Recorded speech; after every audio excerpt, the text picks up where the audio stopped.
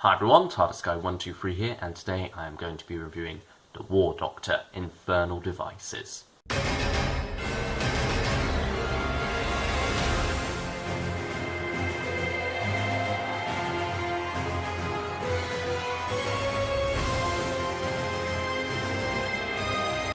So then, this is the second volume of the War Doctor's adventures at Big Finish, and it's come out pretty quickly after the first, to be honest. It's only been 2 months since Only the Monstrous came out in December, and now we've already got Infernal Devices here before us, which is quite amazing, really. And, you know, I can't really think of a time when Big Finish ever come out that quickly with a second box set or something. So that's quite amazing for that. And also, they recorded all 6 of the individual episodes within 6 successive days, so that's quite impressive as well, really, because of John Hurt's schedule and whatnot. They had to accommodate for that, and so that's quite amazing how they were able to turn it all out that quickly, and that's probably the reason why we got it so quickly after each other. But anyway, let's take a look at the cover, and it is a glorious cover. I do have one issue with it, however, and that is Cardinal Ollistra's sort of like outfit thing here. It looks like they just literally took what Jacqueline Pearce, who plays the role, they took what she was wearing on the day and just went with that instead, which I can kind of see why practically, but I would have preferred it if they edited on her Cardinal outfit that she was seen wearing on the Heart of the Battle cover. But anyway, you got the Doctor there looking rather solemn and grim, obviously.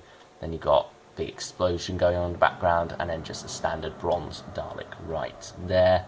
And then down here you've got starring John Hurt, Jacqueline Pearce and Nicholas Briggs. There is the spine, which is rather simple: Big Finish, we love stories, etc. And then you have the back right here, and that's got a little blurb right there, and then the individual stories, which are Legion of the Lost by John Dorney, A Thing of Gleam by Phil Morine, and then Neverland by Matt Fitton, plus a bonus behind the scenes interview disc. And then here you have the individual covers for the stories, and you've also got the War Doctor's title sequence type thing right there. And yes, let's move on to the first story in the set. Anyone? I see your people approach. I see their aura. They must be exterminated! They are permitted. Knowledge of the experiments must remain secret! And the first story of the set, as you can see before you, is Legion of the Lost, written by John Dorney. So taking a look at the cover here, you have David Warner right there as Shadowvar, and then you have Zoe Tapper as a character whose name I've forgotten, just sort of like a soldier character really, who's sort of the Doctor's companion during this episode. I guess like one of the one-off companions, I guess you could call her. And then of course you've got the War Doctor himself up there with some arcane stuff going on in the background there. And then if we switch onto the spine, what you've just seen before there, just another look at that. On the rear here we have the front cover once again there, and then you've got the blurb down there, and written by John Dorney and directed by Nicholas Briggs. Opening it up now, we have the disc and the cast right there. Taking away the disc there, you can see that it has an advertisement for the 10th Doctor Adventures right there. And now taking out the booklet, if I can. Yep, here we go. We have the cover once again, the cast on the back there, and inside we have writer's notes from John Dorney and a picture of the cast right there. Now before I go in depth about Legion of the Lost itself, I would like to quickly discuss the format that Infernal Devices has gone for. And whereas Only the Monstrous had sort of had one big story stretched across 3 episodes, this one instead has 3 individual linked episodes that all come together as a whole, but nevertheless can be listened to on their own and tell their own individual story, which is quite nice. And sort of like the overarching theme is obviously the Infernal Devices, the mass weapons of destruction that were used during the Time War, and they take sort of like centre stage in each different story. There's a different maniacal weapon that can bring untold destruction, and each one has obviously a different design and whatnot, and each one can do vastly different things, but nevertheless each one is, well, infernal. It can wipe out many different fleets, civilizations, and I won't get too much into detail about which each one is, but you know, each one is very individual in the way it destroys stuff, so that was quite nice to have a different weapon in each story. And I quite like the format they went for here with the individual episodes. Sometimes they do suffer a bit from the something that the new series also suffers from, which is the short time span in which they have to tell the story. But you know, I think they get away with it here quite well, because if you have the right length of story and you're not trying to squeeze too much into just one disc's worth, then it does work out all right. And I think for the most part that has been the case here with these 3 stories. But anyway, Legion of the Lost sees a little bit of a sidestep from the war here. Instead of fighting the Daleks, this is very much a Dalek light episode, as the Doctor discovers sort of like a hidden Time Lord initiative, which involves a race of beings called the Technomancers. And as you can see on the cover there, David Warner plays Shadavar, who is the leader of the Technomancers. And it's very much set in the early days of, not the Time War, in the early days of the universe itself, and very much deals with sort of like magic and technology sort of like working hand in hand. And there is a reason for that, and it does make sense to me. I quite like the reason they have behind that. But yeah, it's just quite nice to have this little getaway really for the War Doctor, to have a story that's still very much about the Time War, and it's very much about how the Time Lords are going about fighting that war. But nevertheless, you know, it's nice also to have a getaway from the Daleks really, because there does come a point where the Daleks are doing a bit too much, I'd say, in these box sets. So it's nice to have one episode where we can get away from that and have a different villain instead here. And David Warner, speaking of, plays that villain brilliantly. Shadavar is great here. And, you know, David Warner obviously only wanted to come in for 10 minutes really, just to see his old friend John Hurt again. But instead Big Finish got him this magnificent role which he plays wonderfully, and it fits very well with this story. And I quite like David Warner. Obviously he does many different roles for Big Finish. He even played the Doctor in one of their Unbounds, and once again here he is magnificent. But anyway, one thing that I do dislike about this story, and that involves the Technomancers, is that very much it's a byproduct of it being only 1 disc long, in that we can't really explore the Technomancers' society and whatnot. We just sort of like get introduced to them, and then that's it really. And while there is a bit more development to them, we do get to see different things, there's not enough to satisfy my curiosity, I think, because John Dorney has created quite an interesting race here that we don't have enough time to explore in depth. Maybe in future box sets, but the ending of this episode does make me think that the Technomancers are going to be left out of any future War Doctor stories, or maybe they fit into another Doctor, but I don't know. I do think that it'd be a bit difficult to get around that, but not impossible, you know, maybe if there's enough demand for it. But anyway, I'm spoiling things a bit here. So let's instead talk about John Hurt as the War Doctor himself, and he does have to do something rather unspeakable in this. Well, not too unspeakable, it's not something that he hasn't done before, but it is something that very much establishes him as different from many of the other Doctors in the way that he does it. And, you know, obviously that plays into resolution to the story, but I can't say any more than that, other than John Hurt plays it wonderfully, and it does help establish that darkness that some people felt was missing in the first box set. And I can understand that, but it's not like this is a Doctor who's completely abandoned his morals and is just going around fighting the war, killing everyone in sight. He is very much still the Doctor in some cases, just that he refuses to accept that fact because of certain things that he has done in his incarnation which he feels aren't what in the name of the Doctor, obviously. And that is quite interesting way to go with his character. I think Big Finish got it right there. Rather than just going for a straight out all action Doctor fighting the Time War, being on the front lines and whatnot, he is very much still the same Doctor we know, but with a bit of an edge to him, and is more willing to do the unspeakable just to end the Time War. And speaking of, in the first box set is very much Daleks, bad guys, Time Lord, good guys, I feel. And this box set does help to blur those lines a little bit more, especially in this story here, where we get to see this hidden Time Lord initiative involving the Technomancers. So that is very nice. And yes, overall, Legion of Lost is a solid start to the box set. It is very nice and action-packed towards the start, has a lot of intrigue in the middle, and then comes around to a fitting and satisfying conclusion, I'd say. Obviously, I feel that more should have been done with the Technomancers themselves, and other parts of the story did rub me up the wrong way a bit, but overall, it's an 8 out of 10 for me. John Dorney never fails to write a solid story in my eyes, and this is definitely a solid start to Infernal Devices. Sing, muse of that resourceful man who wandered far and wide after he had sacked the sacred citadel of Troy. Many were the men whose cities he saw and whose ways he learnt. Yea, and many the woes he suffered in his heart upon the seas, striving to preserve his life and bring his companions home. But though he desired it sore, his companions he saved not.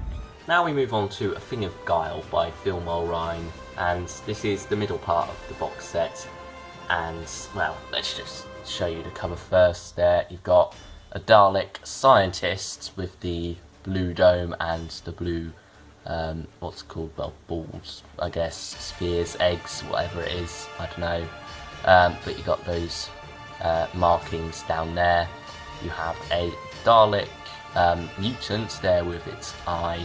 You've got the War Doctor himself there, and then you have a worm, tentacle, creature, monster, thing that lurks on this asteroid. And also down there you can see a ship called the Tempest just off in the corner there. So that's quite nice. It's quite a nicely designed cover. Not my favourite from the box set though, but nevertheless it is a very strong cover. Spine here once again. Oh, wrong way. Yeah, there you go. There's your spine. Here is the rear. Same story once again. You got image there, blurb there, written by Phil Mulryne, directed by Nicholas Briggs. Inside now we have just standard image there, disc, and then behind the disc we have advertisement for the Diary of River Song there. And now for the booklet, we have once again writer's notes from Phil Mulryne and an image of the cast, which you can see right here. So anyway, A Thing of Guile is very much the story that brings the Daleks back into the fold after a Dalek Light episode with the first one, which Legion of the Lost. Just remember that. Don't know how I forgot that suddenly. Mind blanks happen to us all. But anyway, yes, this episode is very much not a Dalek Light one, where Cardinal Ollistra assembles a team of Time Lords, including the Doctor, to go and investigate a Dalek initiative, a secret Dalek initiative on an asteroid, which name I've forgotten, asteroid Theta 13 or something like that, I can't remember exactly. But anyway, that's basically generally what's going on, and once again, it has the same problem that the first story had, in that it's only got one disc's worth of running time to tell the story in, and so certain things get cut short a bit. And in this one, that is very much the case of what the Secret Dalek Initiative actually is, wherein we find out what it is, and the Doctor gets a little bit of time to react to it, but we don't really have enough time to explore it. It's just we find out what it is, and then that's it, it's all over really, which is rather unfortunate once again, because it's very interesting. It's like the Technomancers, it's a very interesting idea, but doesn't get to be explored as much as it deserves to be. But yeah, however, there is sort of an element to it that carries over into the Neverland, which is quite nice, but we'll get onto that in a bit. But for this story alone, it's not too good, and it doesn't get explored in the same way that it sort of like going in the direction that's going in here. So overall, that's a bit disappointing really, and it arguably could have been avoided, because a lot of the first half of this story is very much about the Doctor and Ollistra running about in the caves and whatnot, being attacked by these creatures, which you can see right here. And while it is a lot of fun, I will say that this is probably the story that you'll have the most fun with, because it's very much a standard Dalek run around, classic stuff really, with a bit of Time War stuff thrown in there. But nevertheless, it could have been a lot better had it maybe cut some of that out and explored the different elements that it had presented here a lot more. It's a shame, but sometimes these things do happen, and it's still a good story, a solid story. And I will give it a 7 out of 10. So not as good as the first story, Legions of Lost, was, but nevertheless a good story and an enjoyable one as well. And that's the main thing really you're going for here. Just an enjoyable story in the middle of the set before you get on to the series finale, The Neverland. This is the place. I've heard the rumours. I like to keep an open mind. You dare defy me?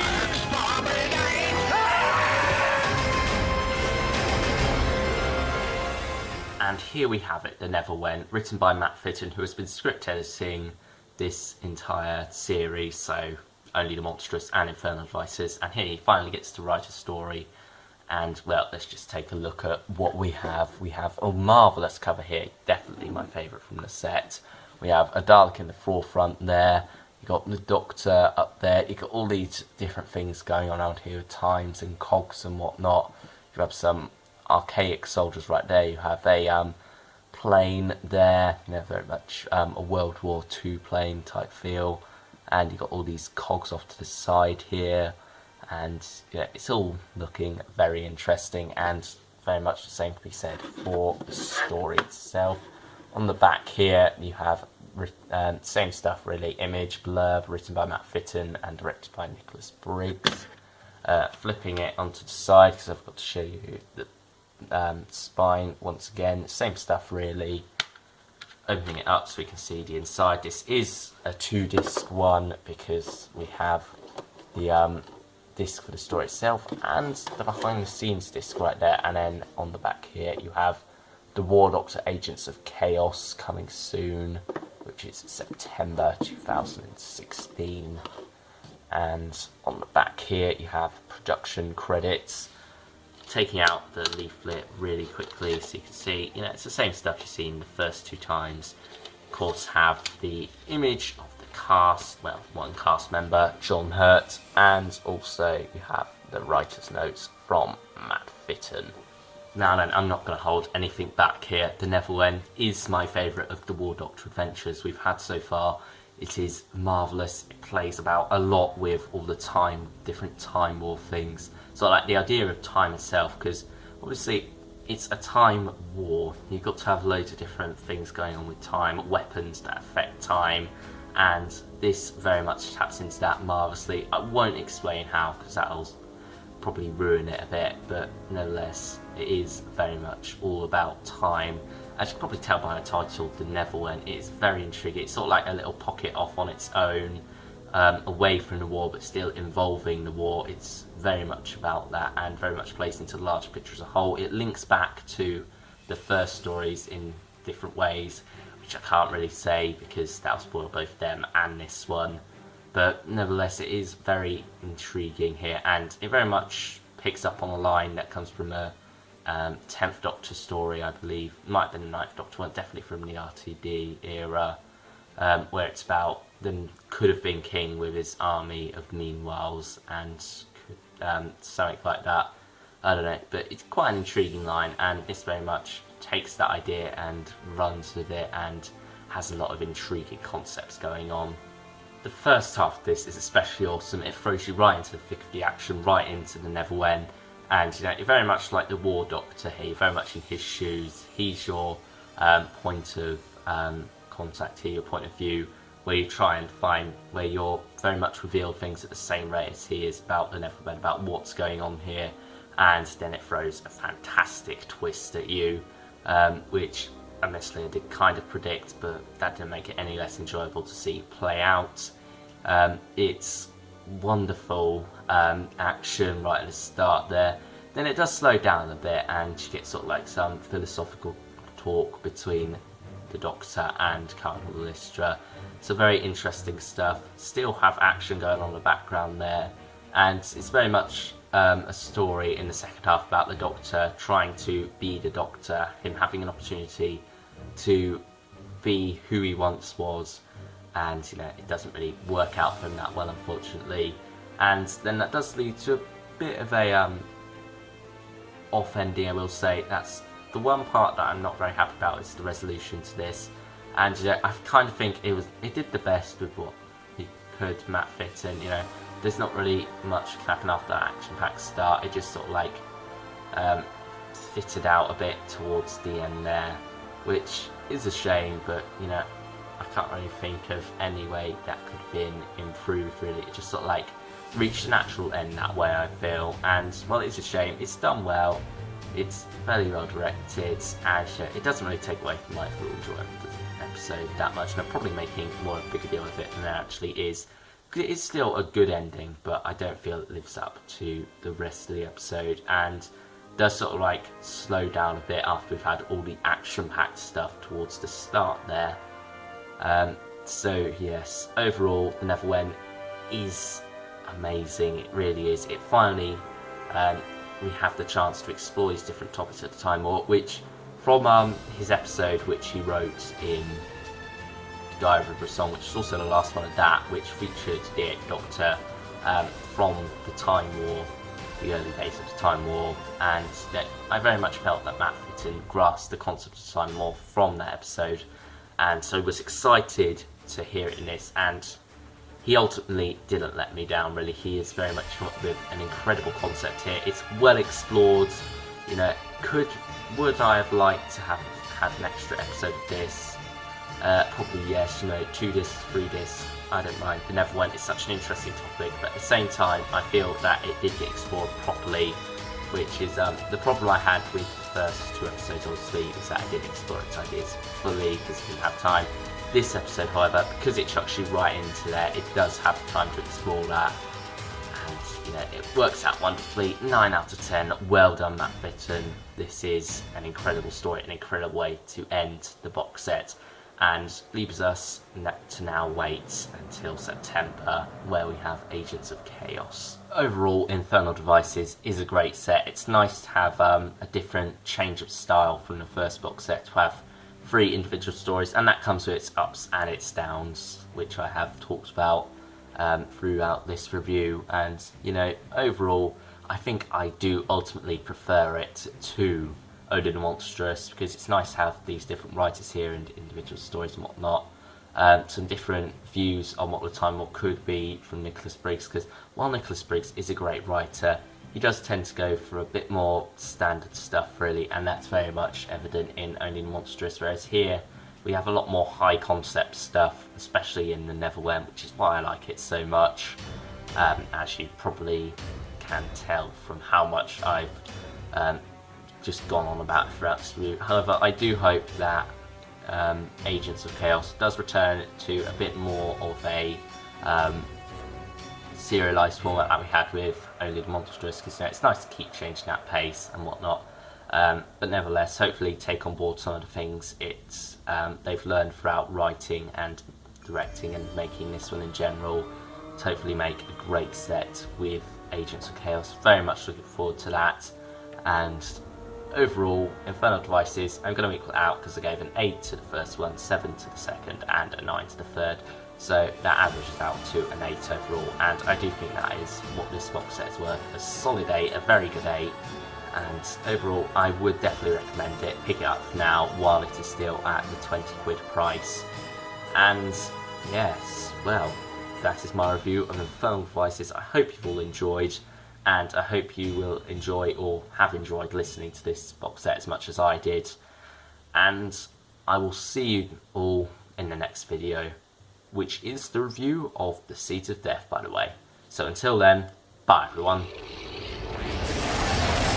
I've got a bad feeling about this. You bred me to offer insights into the Dalek war effort. The Doctor. He used to be called the Doctor. Only I wouldn't call him that now. I came here once. The sky was made of dreams. Those days are gone. I can feel it! I can feel things changing! Ever try to drop a penny into a cup from a mile in the air? No! Then leave it to someone who has! Hang on!